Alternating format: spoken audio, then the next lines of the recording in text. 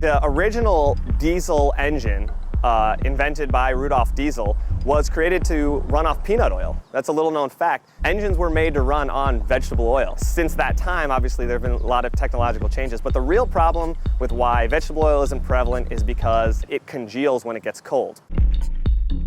Our vehicles are converted and they actually have heaters in them, so we can turn on the van, get the vegetable oil fuel heated up, get it a little more viscous. And so now the real problem is how do you get this fuel? I mean, how do you get enough of it?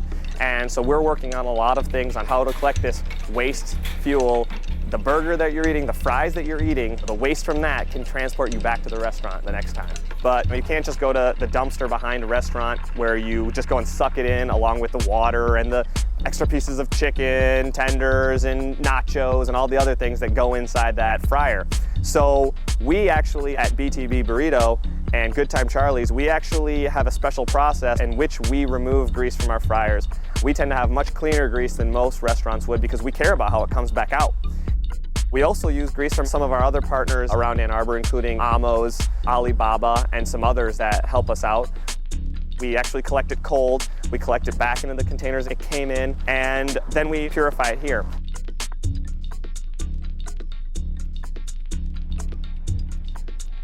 The BTB Party Bus operates in 3 ways. It operates like a bus, you can flag it down on the street and jump on, or like a taxi, where you can call ahead and reserve it for you and your friends, and also like a limo, where you can charter it for concerts, sporting events, or whatever, and use it for an extended period of time.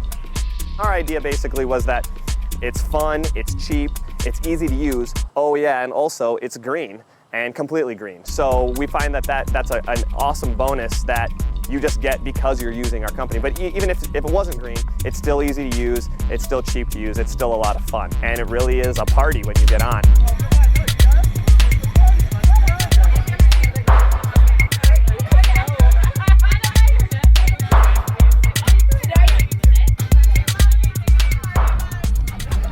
One of the base ideas of a green company is to not create waste, right? So actually our buses are used buses. Our idea is to rescue them and put them back on the streets. We're going to be adding on a couple buses in the next few months. And we've also actually introduced our first mini bus, which in the next couple months we're going to be converting to run on HHO technology, which is a hydrogen conversion, if you will.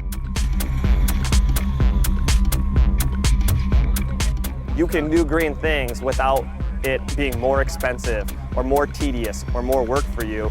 And I think that's the best way to get green, get sustainability to catch on, is to find ways to make it just as easy as everything else you do. That's really the only way that it's going to catch on, in the real world.